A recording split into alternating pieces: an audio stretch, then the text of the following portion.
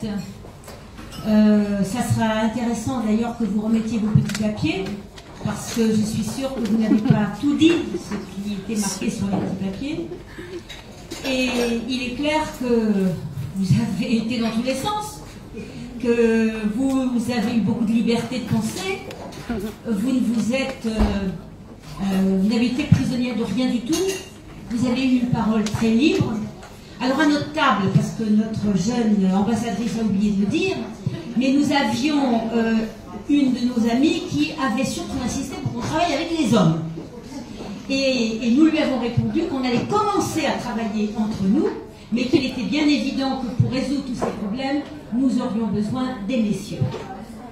Alors, ce que je voudrais dire aussi, c'est que nous allons donc, toute l'équipe de Langage de Femmes va mettre tout en ordre avant de mettre en œuvre. Mais pour mettre en œuvre, on aura bien sûr besoin de vous toutes, parce qu'il y a tellement de propositions que pour mener ces propositions, on aura besoin de chefs d'orchestre. Et ce que je veux dire aussi, c'est que c'est pas toujours facile comme ça, quand on ne connaît pas, de pouvoir débattre en toute liberté. C'est ce que vous avez fait. Mais, et c'est encore une fois, ce n'est pas pour mettre des bémols, mais dans notre groupe en particulier, l'une de nos intervenantes a bien montré combien le travail était difficile.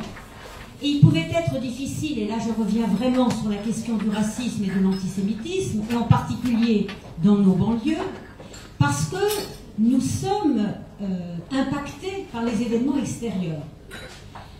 Les événements extérieurs, ce sont les événements nationaux, ce sont les élections municipales, nationales, bientôt européennes, et puis ce sont les événements internationaux qui arrivent. Regardez, aujourd'hui, c'était la journée des réfugiés. Nous aurions pu avoir une magnifique journée de solidarité, sauf que ça a été gâché parce qu'on a eu Trump avec cette histoire de séparation des enfants avec les parents, qu'ensuite on a eu le bateau qui n'était pas accosté, qu'ensuite on a eu nos dirigeants qui, au plan européen, étaient en train de réfléchir à la façon dont on allait régler ce problème, ce qui fait que ce que nous aurions pu avoir de plus généreux, on sent qu'à un moment donné, on ne peut pas parce qu'on est dans un environnement général. Et dans cet environnement général, alors peut-être que certains d'entre vous ne l'avaient pas abordé, il se trouve que nous, dans notre table, ça a été abordé, on a bien dit qu'il y avait aussi ce fameux conflit entre les Israéliens et les Palestiniens qui faisait qu'il y avait dans nos banlieues un antisémitisme, c'était bien le mot qui était employé, un antisémitisme contre lequel on ne pouvait rien. Et alors là, comme je suis la marraine, mais je suis sans doute aussi la doyenne, au moins ça rime, mais je m'en jouis, je voudrais dire que, puisque vous avez parlé d'Aladin, que le grand succès d'Aladin, qui quelque part faisait un peu sur un plan général, mais avec des messieurs et avec des personnalités du monde entier, faisait un peu la même chose que le Langage de Femmes, ce qui était de réunir et de parler et d'éduquer. On avait dit, mais en ce qui concerne le problème entre les Israéliens et les Palestiniens, on ne va pas l'aborder. Et on ne va pas l'aborder pour une raison très simple, c'est que nous, ici, nous n'y pouvons rien. Donc à un moment donné, nous avons eu une position très claire, nous avons dit, écoutez, en tous les cas, on est tous d'accord pour une seule chose. On a envie que les Israéliens et les Palestiniens aient un État souverain, en sécurité. Et toutes les initiatives qui peuvent amener à la paix, on est tous d'accord. Mais on va laisser cette question à distance.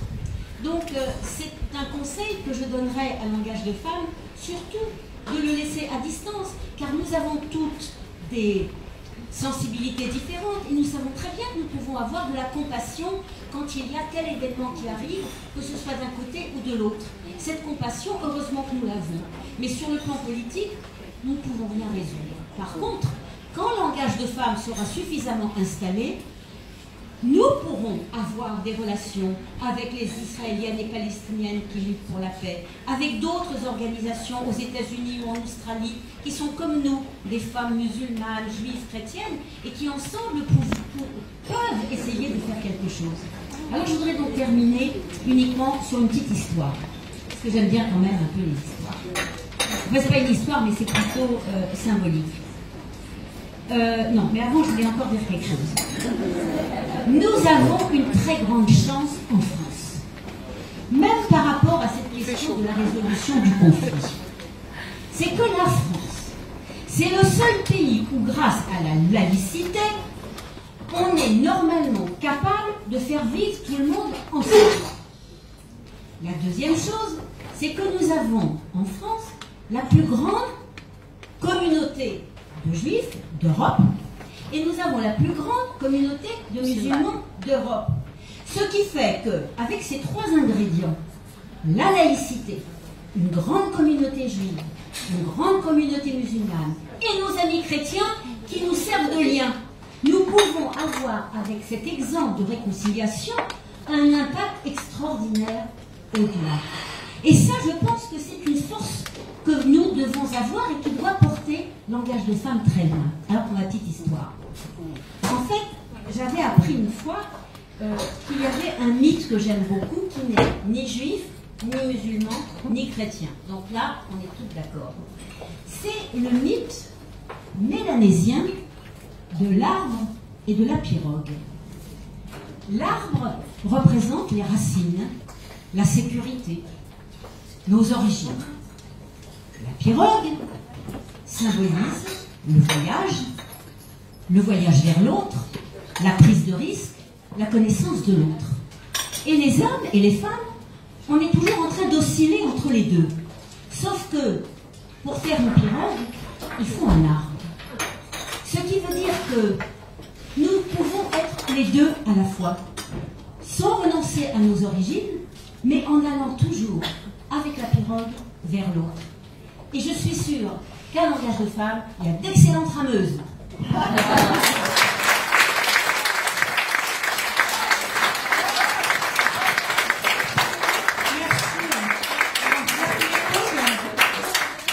va venir finir cette soirée et nous dire quelques mots.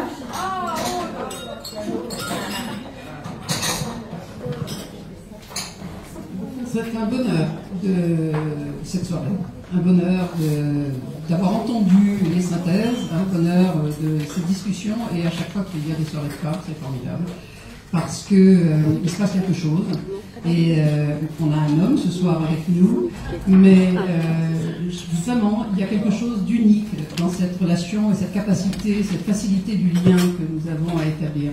Je trouve qu'il est sorti beaucoup de choses ce soir, donc comme le disait Anne-Marie, il va y avoir une synthèse qui va être faite, mais pour que ça fonctionne, on a besoin de vous. Donc c'est très bien de se réunir, c'est très bien d'avoir des idées, mais l'association a aussi besoin de des adhésions. Moi, je suis la marraine d'honneur. À ce titre-là, j'ai un rôle, une responsabilité, et qui est celle aussi de faire que ça fonctionne. Et je suis embêtée d'ailleurs de parler seule parce que le groupe Langage de Femmes, c'est un groupe formidable. Et donc, quand nous avons préparé ce dîner la semaine dernière, on s'est un peu attribué les rôles, et à moi est revenu, peut-être parce que je suis chef d'entreprise, d'oser dire que nous avions besoin de vos adhésions.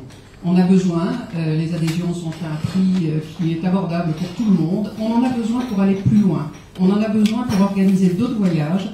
Cette année, quand nous sommes allés à Auschwitz, nous étions 70, le groupe. L'année prochaine, nous avons un objectif, c'est de remplir l'avion. Donc pour ça, ça veut dire que moi je vais continuer à solliciter mes amis en leur demandant de payer le double pour permettre à des jeunes femmes de ces endroits, de ces banlieues difficiles de venir. Mais c'est aussi vous, parce que finalement les montants de l'adhésion sont tout à fait possibles. Je pense que nous avons été raisonnables, donc voilà, on va vous demander d'adhérer, on ne va pas vous lâcher, parce que le plaisir qu'on a d'être ensemble, il faut le financer. Il faut pouvoir le financer, sinon ça tombe très vite à l'eau. Donc voilà, et je voulais aussi, d'ailleurs, à propos de financer, remercier le restaurant, parce que non seulement c'était bon, mais en plus ça a été, c'était pas du tout prévu comme ça, c'était prévu debout. La semaine dernière, quand on a eu le conseil et qu'on a décidé de faire ces groupes de travail pour entendre vos mots, vos paroles, ça voulait dire être assis. Et donc ça a changé complètement leur organisation. Donc les cuisinières ont été obligées de s'adapter, elles se sont adaptées. En plus c'était très bon. Donc tout ça est important. Le lieu, le choix du lieu était important. Et donc bravo à l'équipe du restaurant.